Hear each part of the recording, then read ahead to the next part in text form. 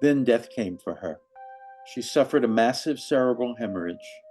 Edith writes in her memoir, she was never more herself than on the last morning of her life, the morning of April 24th, 1947. Her spirit was high, her grasp of reality as firm as always, and she had kept that warmth of heart, that youthful, fiery generosity which life so often burns out. 4 days later, Willa was interred at Jaffrey, within sight of Monadnock. It was a view she had loved and been inspired by over the years. She was at rest now, done with chasing bright Medusas. Edith lived on and on, a loving widow and fierce guardian. She died in 1972 and is also buried in Jaffrey, at the foot of Willa Cather's grave.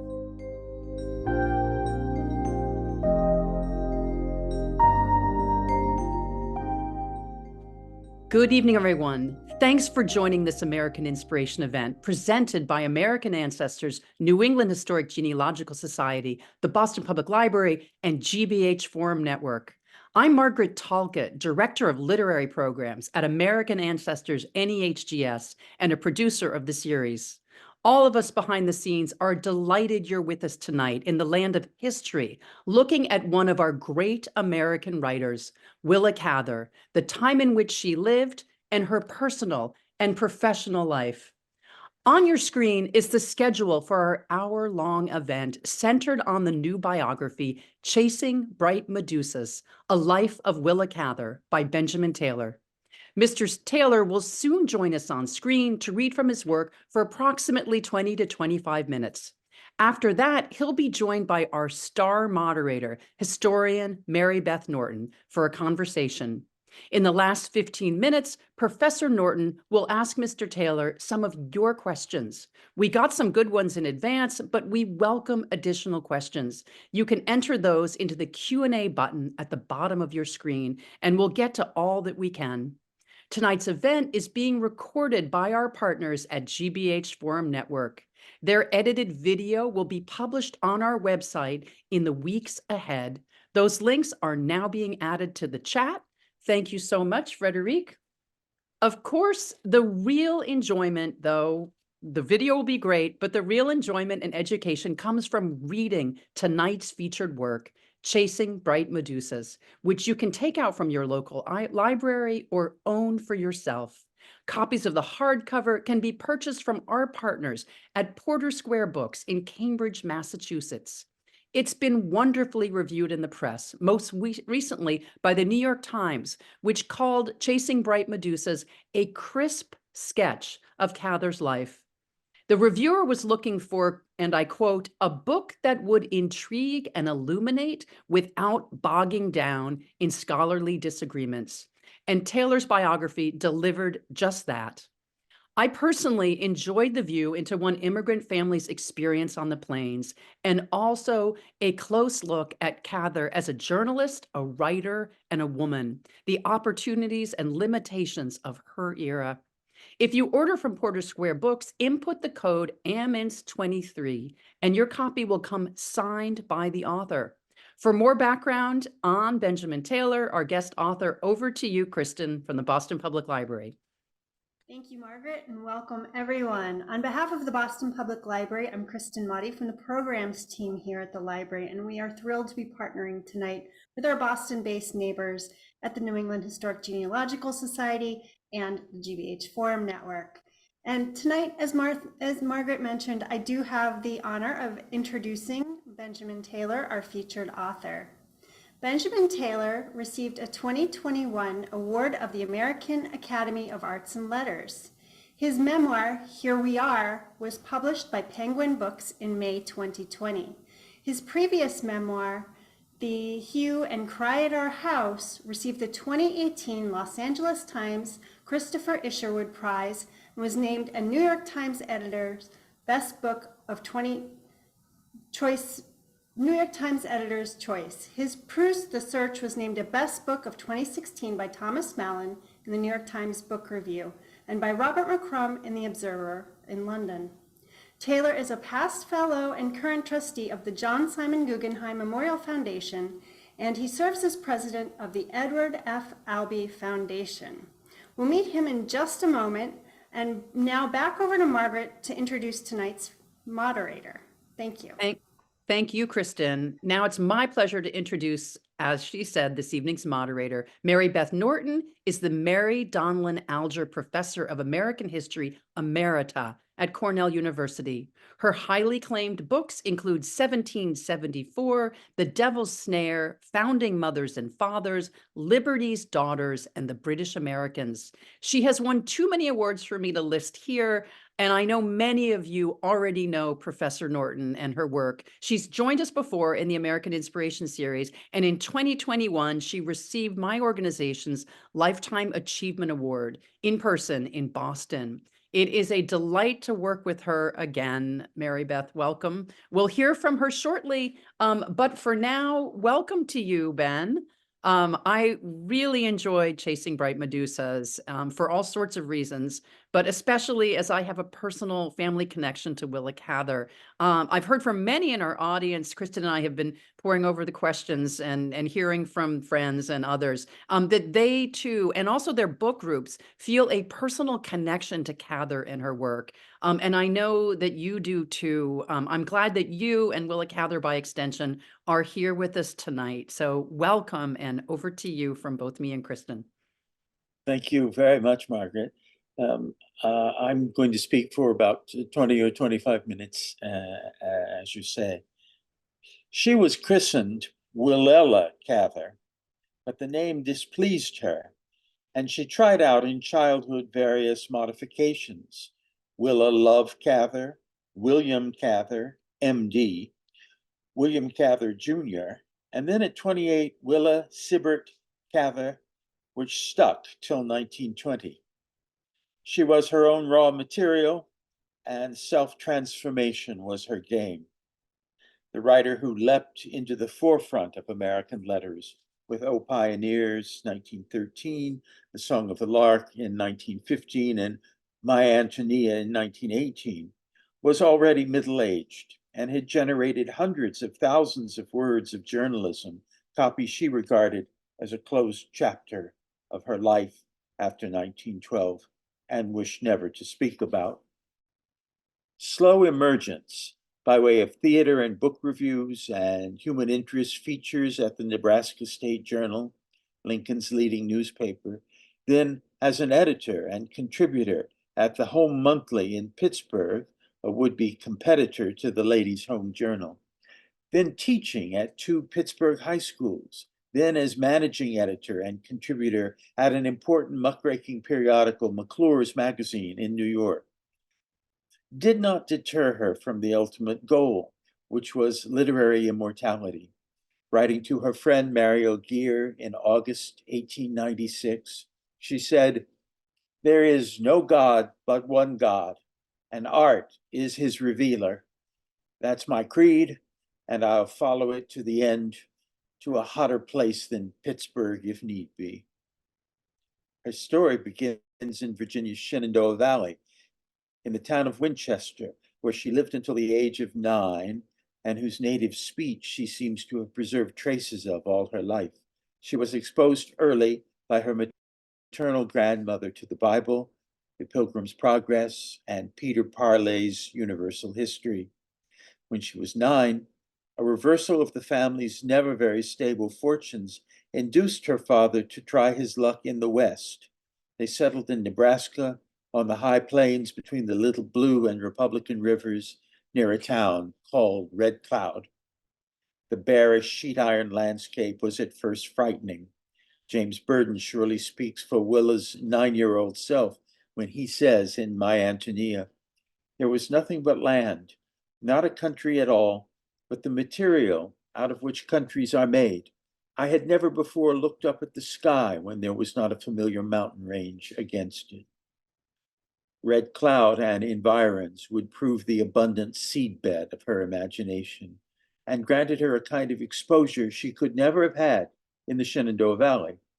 A few doors down in Red Cloud were the Whiners, a Jewish couple vividly captured as the Rosens in Old Mrs. Harris. A Jewish couple whose paintings and library and collection of Victrola records were a first taste of contemporary arts and letters.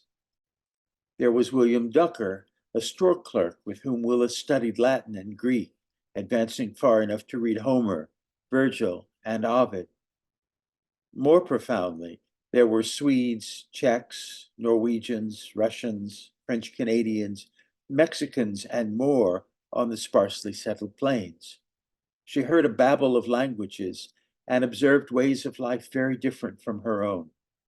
These deep influences made her a cosmopolitan while she was still a provincial. They seem one key to her deeper theme, the nation as a gathering of peoples from elsewhere, adding Americanness to some earlier identity. As in her favorite book, The Aeneid, Aeneas founds Rome, thereby adding an Italic identity to his Trojan origins, as she herself added a Midwestern identity to the Virginian self she began with. I find this grafting of later onto earlier the central trope in her work, and the transformations of westwardness and escape from old trammels, her chief theme. As she puts it in the Song of the Lark, the United States is a place where refugees from old, sad countries were given another chance. Her books are, in effect, a critique of Frederick Jackson Turner's famous and outmoded frontier thesis. Turner has little to say about the disproportionate number of immigrants defining the westward movement of the nation. What sets her apart from her younger contemporaries, Hemingway, Faulkner, Fitzgerald, Dos Passos, is that this idealism about American possibility was unironic. What makes her the greatest of anti-modernists is that ideals were what were most real to her. In the Song of the Lark, she calls them instinctive standards for which one is bound to suffer.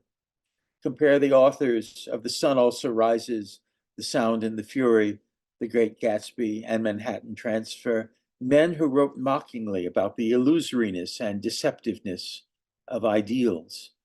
To Alfred Knopf, she would declare in 1932, if all the great loyalties are utter lies, why then they are ever so much better than the truth. And that is what brought ideals out of the dung heap in the first place, because creatures weren't content with dung, though it is always there and in a sense more real. All my stories, she told a Nebraska journalist, all my stories have been written with the material that was gathered, no, God save us, not gathered, but absorbed before I was 15 years old. There's truth in this, of course. Temperament is established early and does not change. But what is most striking about Cather's life is the catalytic role of experience on temperament. It was an ever-expanding knowledge of the world that would propel her to greatness. At 25, she spent an unforgettable week in New York, visiting museums and galleries, attending the Metropolitan Opera, writing reviews of plays for the New York Sun, lunching with Helena Modjeska, the great Polish actress. At 29, she visited Europe for the first time, London and the west of England, Paris, Marseille, the cities and towns of Provence. Momentous, yes, but of still greater import would be a 1912 journey to Winslow, Arizona, to visit her brother Douglas. She was captured for good and all by the harsh beauty of the Southwest. Hard bit by new ideas, as she called it in a letter to her young friend, Elizabeth Shepley Sargent. It seemed to her the landscape of an inner life hitherto unknown. Here she first became aware of 11th and 12th century Anasazi ruins, honeycombing the canyons and mesas.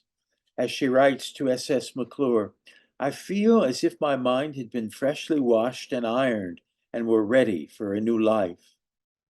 3 years later, she returned to the Southwest with Edith Lewis, the companion with whom she'd spent close on half a century, for an ecstatic summer-long stay. Happiness is something one can't explain, Tom Alton will say in The Professor's House, remembering his months on the Mesa. Troubles enough came afterward, but there was that summer, high and blue, a life in itself. In addition to Mesa Verde, her inspiration for the Tom Outland inset, a glorious novella in its own right, they visited Taos and Santa Fe, both of which would prove crucial to her later work. With that 1915 trip, the mold of her life was set. She was deep into middle age, 41. She had followed, as she calls it in Old Mrs. Harris, the long road that leads to things unguessed at and unforeseeable. She did not make of herself a myth, as had Whitman and Frost. Her life does not have the beautiful or dire shape of parable, like Emily Dickinson's or Hart Crane's, or Hemingway's for that matter. She was bedeviled by neither mental illness, nor alcoholism, nor any other occupational hazard. She grew to hate most of modernity, declaring in 1936 in a famous adage that the world broke in two in 1922 or thereabouts, and that she belonged to the severed past. Perhaps not surprisingly, her later work reached back deeper and deeper into history, to the early French settlers of Quebec in Shadows on the Rock, to slave-holding Virginians in Sapphira and the Slave Girl. At the end of her life, she was at work on a long story, or perhaps a novel, meant to take place in 14th century Avignon. How to dramatize the slow, steady fire she was. All scholars of Cather are indebted to Edith Lewis's Willa Cather Living, a personal record, and Elizabeth Shepley Sargent's Willa Cather, a memoir, both from 1953. Also from 1953 is Edward Killoran Brown's Willa Cather, the first biography. Two additional biographies on the shelf are noteworthy. There is, from 1987, Willa Cather, A Literary Life by James Woodress, a vast tabulation of the data. And there is Sharon O'Brien's Willa Cather, The Emerging Voice, from 1986, which covers only the first half of the life. As well, Cather has been lucky in the critics she's attracted, particularly Hermione Lee, whose Willa Cather, Double Lives, remains the best single book. Also worthwhile is alas, the late Joan Accuchella's witty, spirited excursion into the world of Cather studies, Willa Cather and the Politics of Criticism. I just want to pause here to say what a tremendous loss Joan Accuchella is. She died on Friday. As well, Cather has been lucky. Lee and Accuchella simply take Cather's strong preference for her own gender as a given, much as Cather herself seems to have done. And they are both good at revealing how effortlessly androgynous she was in her imagination. But is androgynous imagination not a feature of all the most cherished novelists? Emily Bronte, Dickens, George Eliot, Tolstoy, Proust, and so on. They effortlessly inhabit the skins of men and women characters. I would mention also here Henry James, great creator of female characters. These earlier Cather scholars were obliged to paraphrase letters, never quote from them. But paraphrase is a poor substitute for Cather's stylistic verve. The letters are an unmediated channel to her inner life. With the lifting at last of this stricture against quoting from them, the time has come for a new biography. I wish to frame the story as driven by Cather's antagonism to the times in which she lived. She alone among the moderns wrote with unguarded admiration about the antique virtues, valor, loyalty, fulfillment of some high destiny. I think of her two most memorable heroes, Professor Godfrey St. Peter in The Professor's House and Father Latour in Death Comes for the Archbishop. Men so triumphant at journey's end as to call to mind Shakespeare's hero estranged from his times, Prospero. Professor St. Peter, the famed and prematurely aged historian, reacquaints himself after long neglect with the original, unmodified Godfrey, the boy he was and whom he now feels to have been most regal in his sequence of selves. By contrast, Father Jean-Marie Latour in Death Comes for the Archbishop experiences in the shadow of death a simultaneity of all the Jean-Maries he's been, all of them now on an equal footing. Cather writes, he sat in the middle of his own consciousness. None of his former states of mind were lost or outgrown. They were all within reach of his hand and all comprehensible. Cather's genius, unmistakable from 1913, was belated. While her life was luckier than her contemporary Proust's, he died at 51, she at 73. Both vanquished lesser selves along the rough path to fulfillment of their aims. Both became geniuses through traceable feats of will. Cather writes to her friend Elizabeth Shepley Sargent, if only I could nail up the front door and live in a mess, I could simply become a fountain pen and have done with it, a conduit for ink to run through. And I like that well enough, too. I'm less trouble to myself than I am at any other time. She found herself more and more truly as she wrote. Richard Holmes, Dean of Contemporary British Biographers, says, the dead call to us out of the past. They ask to be heard, remembered, understood. Who doubts it? The right distance, the right judgment, the right angle of vision. These bring a heroine or hero to life on the page. Holmes speaks of the infinitely puzzling difference between chance and destiny in biographical narrative, between the contingent and the inevitable, between the phrase and then and the phrase and because. In the case of Cather, the protagonist is from an early age driven by an inevitability or exalted sense of who she was fated to be. She is determined not to get ambushed by contingencies, as if she resolved in childhood that she would get everything out of life that she wanted.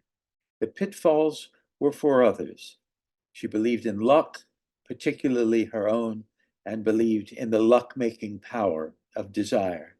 She had a destiny, devoutly believed in. She swept aside impediments. Her goals were vividly before her.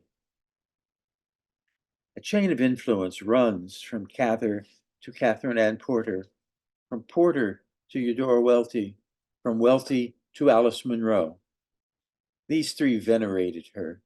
Munro's story Dulce tells of a Mr. Stanley so besotted by Willa Cather that his joy in life is to come to Grand Manan Island in the Bay of Fundy, 35 miles off the New Brunswick coast, where Cather spent many summers, and sit in a folding chair beside her cottage, gazing out, imagining what Willa's view of the Atlantic would have been before the trees obscured it. These pilgrimages arise from a debt of love. Mr. Stanley says, I have been her admirer for over 60 years. He paused, holding his knife over his plate. I read and reread her, and my admiration grows. It simply grows. There are people here who remember her. Tonight, I am going to see a woman who knew Willa and had conversations with her. She is 88 years old, but they say she has not forgotten. The people here are beginning to learn of my interest, and they will remember someone like this. Put me in touch. I own to a feeling of fraternity with Mr. Stanley. What a lovely, durable shelter he had made for himself, writes Munro. He could carry it everywhere, and nobody could interfere with it. So Cather has been, for me, a lovely, durable shelter, and my book arises from a debt of love. Thank you. Mary Beth, I'm very much looking forward to your questions and your thoughts. Thanks, Ben. That's a wonderful reading for the start. For those of you who haven't read the book yet, Ben just read the prologue of it, and it is such a nice introduction to his book. I'd like to start by discussing with you the origins of your somewhat mysterious title. I know you picked a quotation from Cather herself, but what does chasing bright Medusas mean to you, and what did it mean for her when she said it? Yes, she said in a letter, one uses up a great deal of life chasing bright Medusas. And then she entitled one of her early collections of stories, Youth and the Bright Medusa. Well, I think she meant by that the allure and the peril of art, the many the Medusa with the hair and the headdress of snakes can turn you to stone, can freeze you, can destroy you. But Perseus cuts off the head of the Medusa and tames it. I think she thought of her writing life, her creative life, as a series of Perseus-like acts of beheading the Medusa to make it malleable, to turn the wildness of life, the danger of life, to her purposes. That's really interesting. But where does Bright come from? Youth and the Bright Medusa. Yes. Yes. But I mean, for her, where does the Bright come from? Well, because it's her metaphor for works of art. Okay. Thank you. I have to say my mother's a classicist, so I understand about Medusas and their heads. But anyway, that's very interesting. I'm glad that you can share that with our audience. For me, as a historian, one of the most fascinating aspects of the book was the way in which you trace the impact of people that Cather knew or places that she visited on her work as a novelist. For example, her authorship of Death Comes for the Archbishop after she visited New Mexico, or her creation of so many stories based in Nebraska with a variety of towns, all with different names, but all standing in for Red Cloud. Yes. And I can you expound on why it was important for you to spend so much time in the book identifying these sources of her work? What insights into her fictional creations did you gain from doing that research? Again, this is a kind of a historian's question. Yes. Well, I was fascinated by somebody whose early experience was in Virginia, of course, and then at 8 or 9 goes to the sparsely populated plains. Her people were homesteaders, and I was fascinated by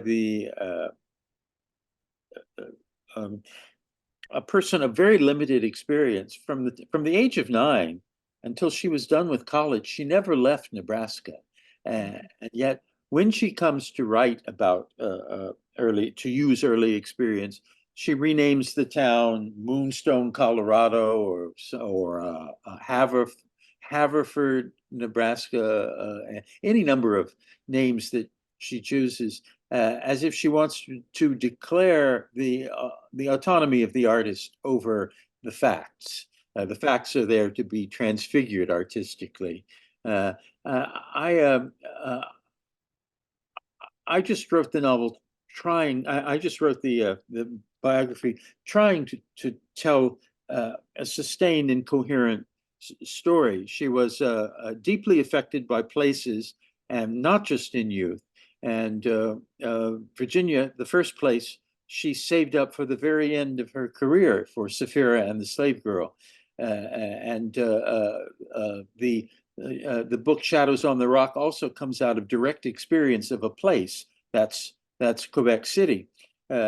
So you're right. She was not all writers are this sensitive to the places they visit, but the Southwest above all bit into her, made an impact on her. Hard bit by new ideas was her way of putting it, and she's often even mistaken for somebody who came out of the Southwest. No, she came out of Virginia and Nebraska. Did you visit those places as a Yes, part of I visited those places, Canyon de Chelly and Mesa Verde, above all Mesa Verde. I visited some years ago, in fact. Right. Yeah, I've been there too. I think Canyon de Chelly was just so dramatic. Yes, It was thrilling. really amazing. I can understand why it would have such an impact on a novelist with a brilliant imagination. Yes, and to place people in that context. You mentioned Acoma earlier. Yes. She of course visited Acoma, and it figures importantly in Death Comes for the Archbishop. Now, you make it clear to your readers, and you'd said this in the prologue in your reading, that you admire Cather's writing greatly. What to you are its best qualities? I might say this is also related to questions that some of the viewers have asked in advance. What Yeah. do you see as the primary great qualities of Cather's writing? Well, that she was so resistant to the trends of modernism that she found a voice that was entirely her own and unmodernist, if not anti-modernist. And it it it was a fact that in the middle of the last century, in the 1950s, in the decade after her death, the decade or two after her death, she was very unfashionable.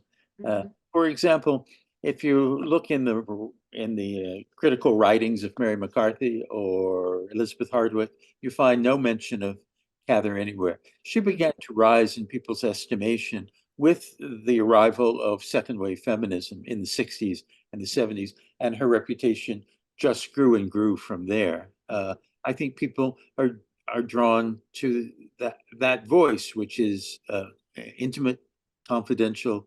It can be lush or it can be spare. She was very much her own, and you would never mistake a page of uh, uh, Willa Cather for a page of Dos Passos or Fitzgerald or Hemingway, certainly. Though Fitzgerald was influenced by her, and he wrote her a letter saying, I'm afraid I may have plagiarized something from a lost lady in my depiction of Daisy Buchanan. And Cather wrote back saying, think nothing of it, young man. She was quite serene in her own style, and I think he learned something from it. Well, I find it interesting that you say that that although she's very much an anti-modernist, it is in the 60s and 70s and the rise of second wave feminism that she comes to be greatly, more discovered and more appreciated. Do you think those two things go together? Uh, Or are they contradictory? well, I went into this thinking that she would surely have been out for women's votes in her youth. There's not a trace of suffragist sentiment anywhere. And after the 19th Amendment came in, I don't know that she ever went and voted. I don't think she did. It did not matter to her. First wave feminism passed her by. She didn't. I guess she didn't feel oppressed. Well, that does make some sort of sense, I guess. I mean, I have an aunt who voted the very first time women could vote, but Well, that's it's my been, family. this was the great moral cause of the age, Yes. rights for women, and she was AWOL. Yes. I also wanted to, I'm going to retreat a little bit in her life and ask you about what do you think her career in journalism before she became a novelist, how do you think that affected her? And again, this is not only my question, it's a question that's come in from a viewer. Yes, I think that I think it served her. She served a sentence as a journalist and didn't want to talk about it afterwards. She always knew that that's not the kind of writing she wanted to do, but it's got a lot of verve and brio to it, and charm too. I keep it by me, both volumes of it, and sometimes there. It's a book called a 2-volume work called the World and the Parish, in which all of her and in which a lot of her journalism.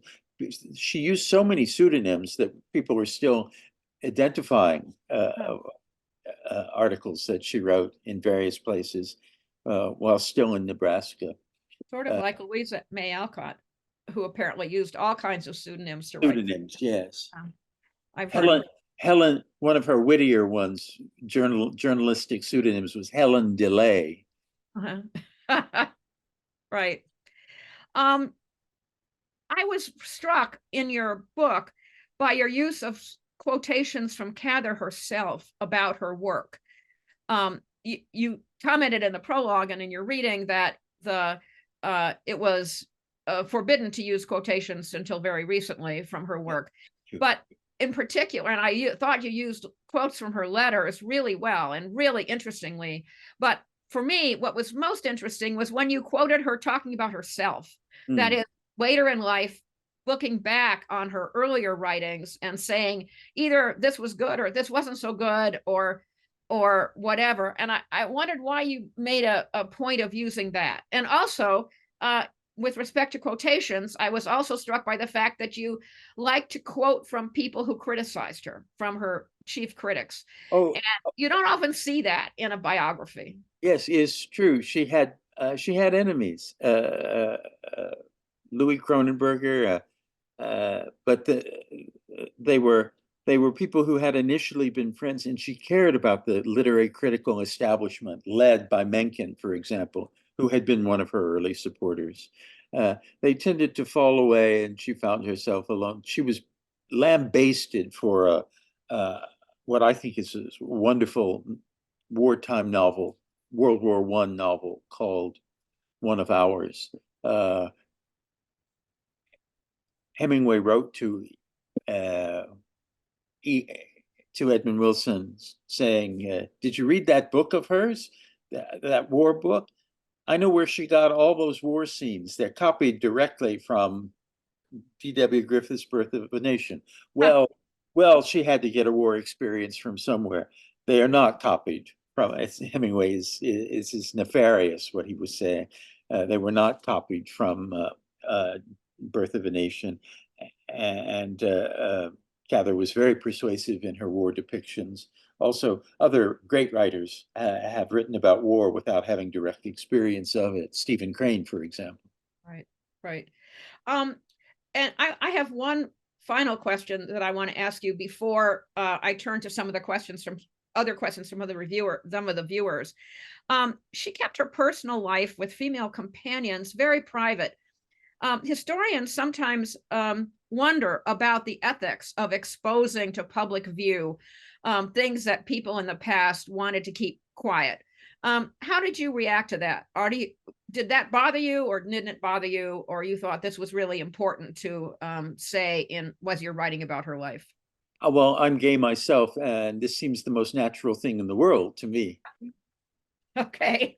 For two people who can make a life together to make a life together. Right. It's right. not all that easy, but Right. It's far better than being alone. And Edith Lewis, her companion for most of her life, she had two loves: one Isabel, the other Edith.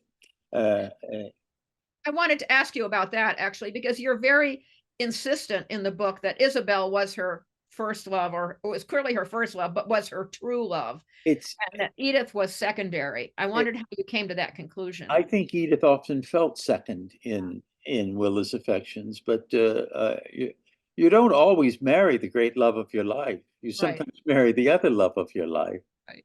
Right. which is Understood. what she did.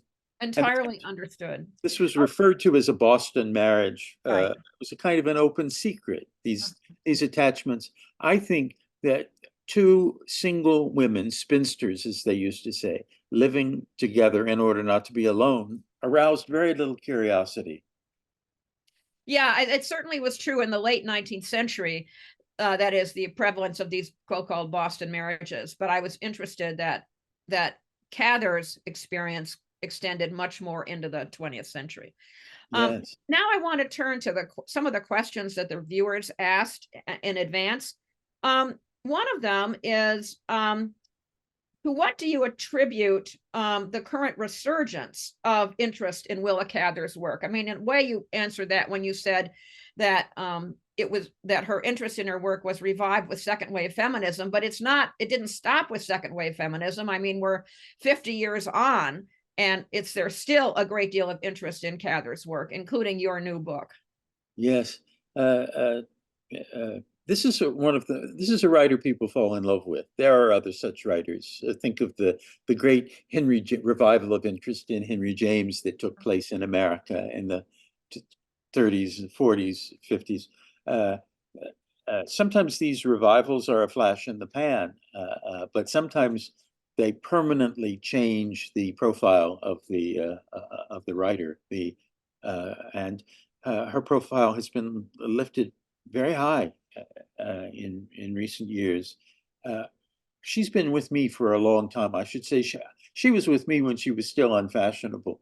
My sixth grade teacher, Mrs. Westbrook, recommended to me My Antonia. She said, this book is usually read by girls, but it's about a boy as much as it's about a girl, so I think you should read it.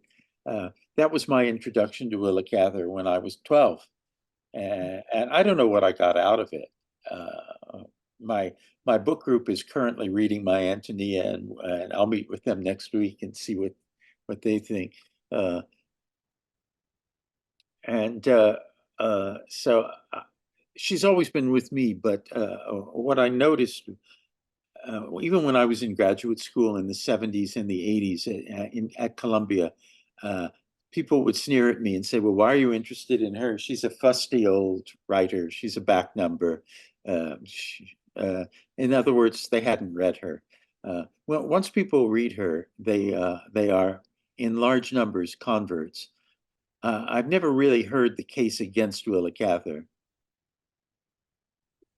That's fascinating that she's been with you, as you said, since you were 12 years old, having the reading of her being recommended to you by an elementary school teacher. I started reading Cather in high school. I know that, as a Midwestern girl, not in Nebraska, but in Indiana. And perhaps that's why I felt an affinity for her. I'm not sure. Oh, that's sure. the real answer, because I didn't live in the plains. I lived in sort of the hills of southern Indiana.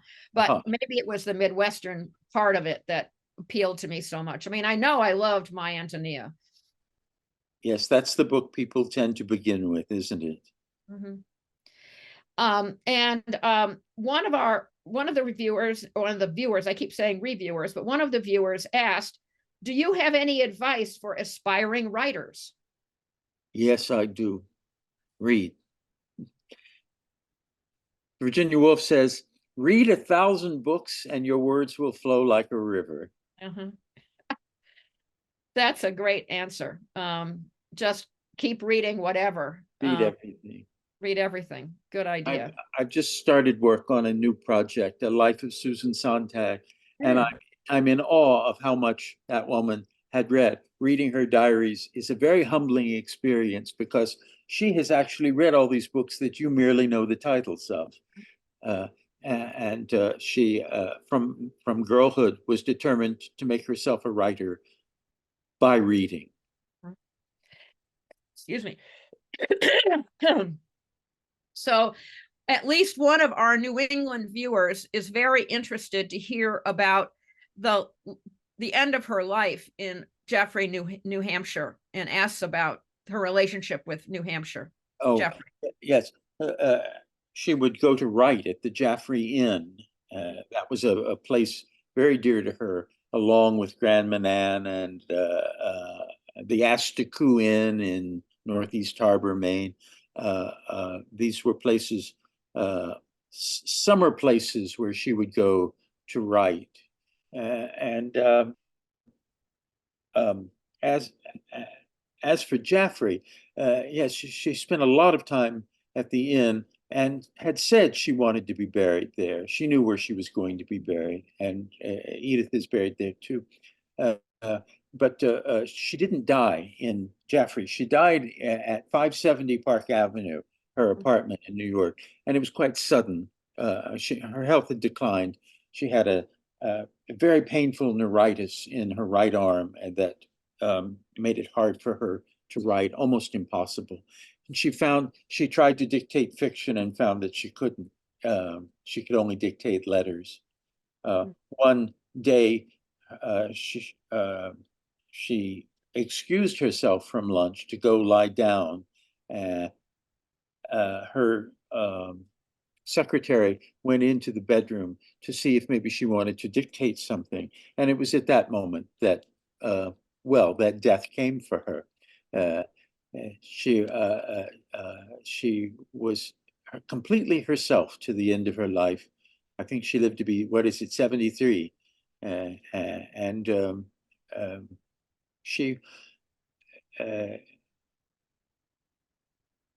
she didn't exactly love New York, but it became her home. And she would walk along Park Avenue or along Madison Avenue up from her apartment in the 60s, East 60s, to the New York Society Library, private library, where she liked to borrow books and sit and read.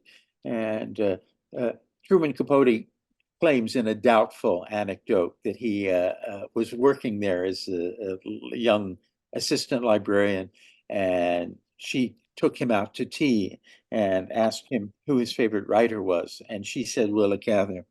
Uh, there's several things wrong with this anecdote, so I left it out of my book because it just doesn't make a hell of a lot of sense. It's always good to omit things that are not entirely what On shall I the say, on the level. justifiable or on the level. Right. I mean, but she never really wrote about New York in her novels, did she? I mean, she wrote about New York in as a journalist, as you point out. Yes.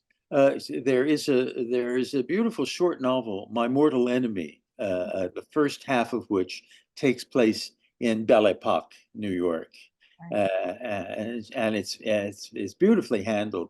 Let me see.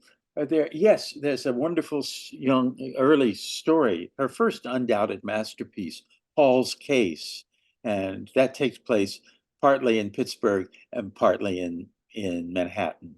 Mm-hmm. Did she ever write about the New England places where she spent summers or where she was writing? No, she went all the way to Canada instead with Shadows on the Rock. She went to Quebec, yeah. That's interesting, don't you think, that she spent so much time there in Eastern Canada, Grand Maman Island and so forth, yes. but didn't write about it. Also time in Boston. She was friends for the last 16 months of Sarah Orne Jewett's life. They were friends. And Sarah Orne Jewett lived with another woman, perhaps a domestic model for Willa, in Cambridge. I remember reading about that in the book, that she had become close to Sarah Orne Jewett. Yeah. Yes, absolutely. And of course, Sarah Orne Jewett was such a well-known novelist of the far Northeast. Exactly. Yes. So I think I've just about covered the questions that the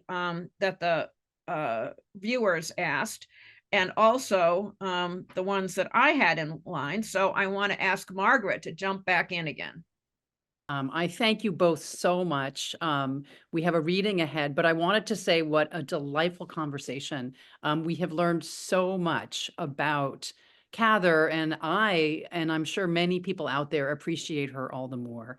So, and I really enjoyed your reading also. As we do for all our authors in the American Inspiration series, we've asked Ben to do a final reading from his book to give us a lasting impression, a bit of an inspiration derived from Cather. So over to you, Ben, and thank you. Sure thing. She remained in bed on the morning of April 24th, 1947, rousing herself for lunch with Edith, then returning to her room, complaining of a headache. Her secretary, Sarah Bloom, followed in case Willa wished to dictate something. Then death came for her. She suffered a massive cerebral hemorrhage.